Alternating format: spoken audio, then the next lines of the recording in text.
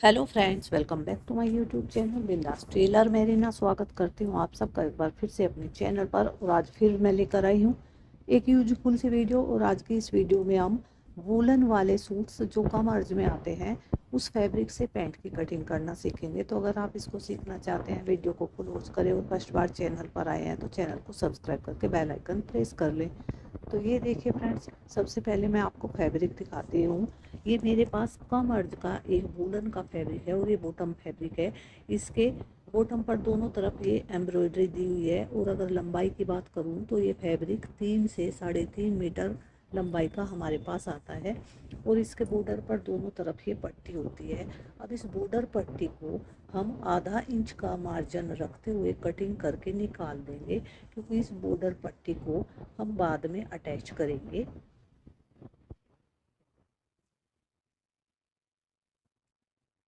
अब दूसरी तरफ भी इस बॉर्डर पट्टी को इसी तरह से आधा इंच का मार्जिन रखते हुए कटिंग करके निकाल देना है।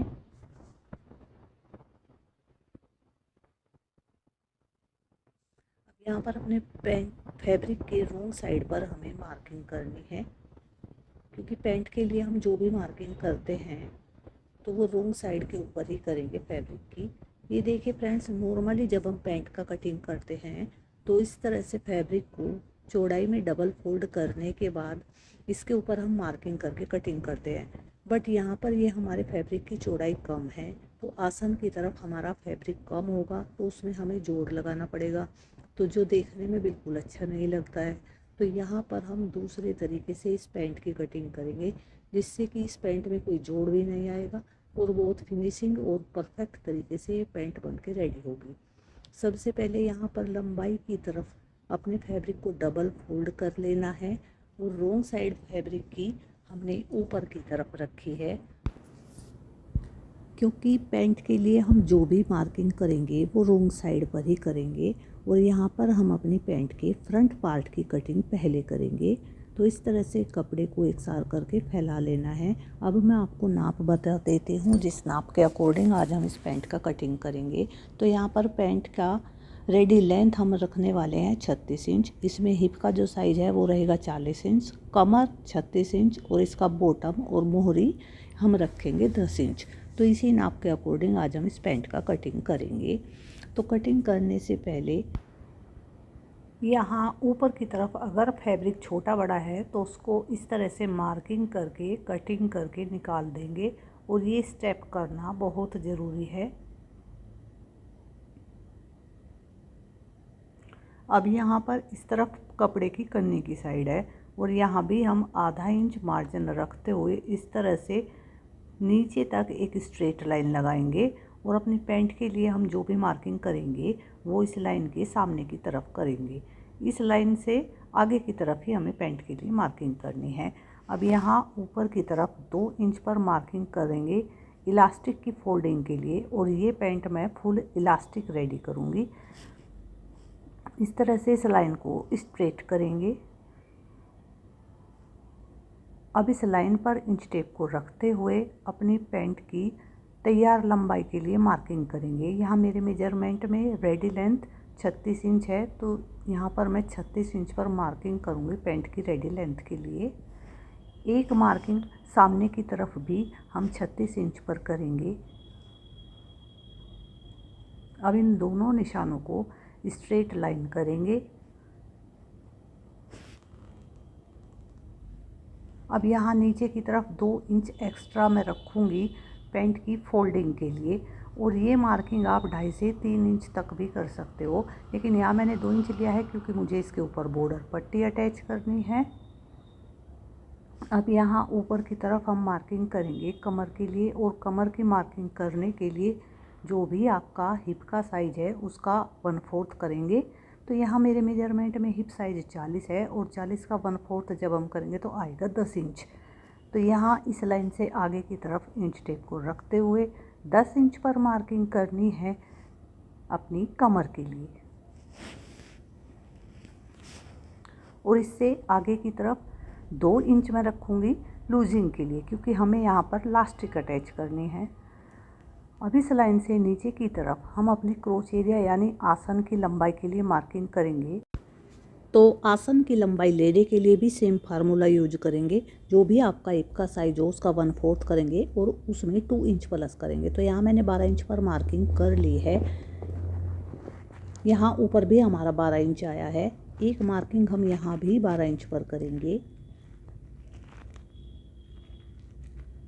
और कन्नी वाली साइड भी 12 इंच पर ही एक मार्किंग करेंगे। इन निशानों को इस तरह लाइन से जोड़ देंगे और ये यहाँ हमारे पास एक बॉक्स जैसा बन के रेडी हो जाएगा। अब यहाँ आगे की तरफ 2 इंच पर मार्किंग करेंगे। यहाँ पर हम अपने क्रोच एरिया की गोलाई के लिए 2 इंच एक्स्ट्रा लेते हुए निशान लगाएंगे और यहाँ कॉर्नर से इंच टेप को 1 इंच पर रखते हुए थोड़ी सी खड़ी शेप में हम ये गोलाई करेंगे। ज़्यादा गहरी गोलाई आपने यहाँ नहीं करनी है। अब यहाँ नीचे की तरफ हम अपनी पैंट में मोहरी के लिए मार्किंग करेंगे, लेकिन उससे पहले हम यहाँ से यहाँ तक देखते हैं कि ये हमारा कितने इंच पर मार्किंग आई है। तो ये देखिए, ये हमारा टोटल 14 इंच हुआ है। अब इसका हमें सेंटर करना है, यानी कि हाफ करना है। तो यहाँ पर इसके सेंटर में मार्क कर लेना है। अब इसका सेंटर 7 इंच पर आया था, तो 7 इंच पर एक मार्किंग यहाँ बॉटम की साइड पर भी हम करेंगे। और यहाँ मेरे पैंट में मोहरी जो मैं रखूँगी वो 10 इंच की रखूँगी। तो सेंटर लाइन से दोनों तरफ हाफ हाफ हमें इसका निशान लगाना है। तो 5 इंच मैं एक तरफ रखूँगी और 5 इंच मैं दूसरी तरफ रखूँगी। इस तरह से हम अपनी पैंट की मोहरी के लिए मार्किंग कर लेंगे। अब ये लेग से पर हम लेंगे और इसको इस तरह से रखेंगे नीचे मोहरी वाले निशान पर और इस तरह से लाइन से इसको जोड़ देंगे। दूसरी तरफ हम लेग सेपर को इस तरह से घुमा के रखेंगे, ऊपर वाले निशान से मिलाते हुए नीचे बॉटम के निशान तक हमें इसको लाइन अप करना है। अब यहाँ आसन की तरफ फ्रंट पार्ट में हम 1 इंच नीचे की तरफ निशान लगाएंगे, क्योंकि फ्रंट का आसन हम छोटा रखते हैं और बैक आसन हम थोड़ा सा बढ़ा के कट करते हैं, जिससे कि हमारी पैंट की शेप परफेक्ट आती है। और इस 1 इंच के निशान को दूसरी तरफ हमें इस तरह से तिरछी लाइन से मिला देना है। तो ये देखिए फ्रेंड्स, हमारे फ्रंट पार्ट की मार्किंग हो गई है। अब सेम निशानों पर हम इसका कटिंग करेंगे। ये देखिए फ्रेंड्स, इन निशानों के ऊपर हमने अपने पैड्स की कटिंग कर ली है। ये देखिए फ्रेंड्स, हमारे फ्रंट पार्ट की कटिंग हो गई है। अब हम बैक पार्ट की कटिंग करेंगे और बैक पार्ट की कटिंग करने के लिए इस फैब्रिक को इस तरह से पलटकर हम बिछा लेंगे। अब ये देखिए, ये नीचे वाला हिस्सा अब हमारा ऊपर की तरफ आ गया है और ये ऊपर की तरफ हमारा चौड़े वाला हिस्सा है। अब हम अपने फ्रंट पार्ट को लेंगे और इसके ऊपर अच्छे से फैलाते हुए रखेंगे और ऊपर की तरफ 2 इंच फैब्रिक हम लंबाई में ज़्यादा रखेंगे। तो इस तरह से बैक आसन को जब हम बड़ा कट करते हैं तो हमारे पैंट में प्रॉब्लम नहीं आएगी। तो यहाँ पर इस तरह से 2 इंच पर मार्किंग करेंगे और यहाँ पर हम 3 इंच पर मार्किंग करेंगे, क्योंकि फ्रंट का आसन हमने 1 इंच छोटा रखा है।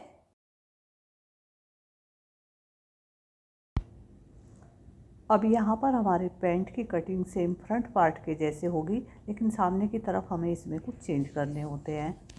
पहले यहाँ 2 इंच आगे की तरफ हम बैक पार्ट को और बढ़ाएंगे, क्योंकि फ्रंट के अकॉर्डिंग बैक पार्ट हमेशा हैवी होता है। तो इसलिए हम बैक पार्ट में चेंजेस करते हैं, बढ़ा के कट करते हैं। अब 2 इंच इससे आगे की तरफ भी यहाँ पर हम अब बैक पार्ट के लिए मार्किंग करेंगे और इन निशानों को इस तरह से ऊपर मिलाएंगे।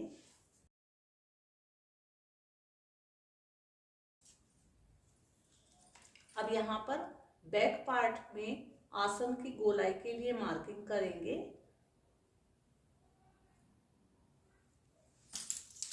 अब यहाँ नीचे बॉटम की तरफ ये देखिए, यहाँ तक हमारी बॉटम की मार्किंग है।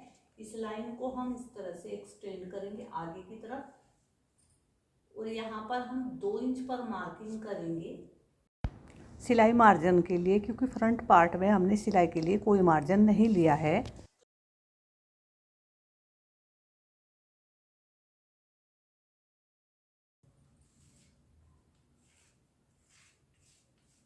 अब यहाँ ऊपर आसन की तरफ ये देखिए, आप देख सकते हैं यहाँ तक हमने मार्किंग की है।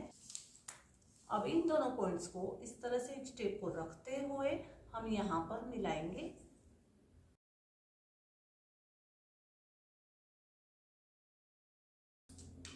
अब हम इसका सेम मार्किंग के ऊपर कटिंग करेंगे।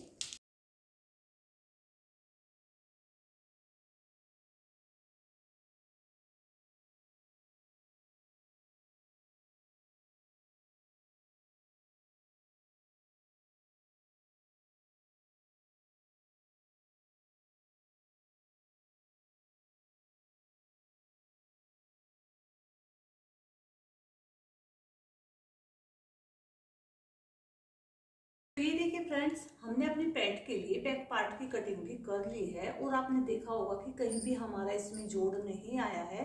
तो इस हिसाब से अगर आप अपने पैंट या प्लाजो की कटिंग करते हैं तो बिना जोड़ के ही आप इसको रेडी कर पाएंगे। तो फ्रेंड्स, आपको आज की वीडियो कैसी लगी कमेंट करके जरूर बताना, और फर्स्ट बार अगर चैनल पर आए हैं तो प्लीज चैनल को सब्सक्राइब करके बेल आइकन को प्रेस कर लेना, ताकि सिलाई से रिलेटेड वीडियो आप देख पाए। वीडियो देखने के लिए धन्यवाद। मिलते हैं एक नई वीडियो के साथ।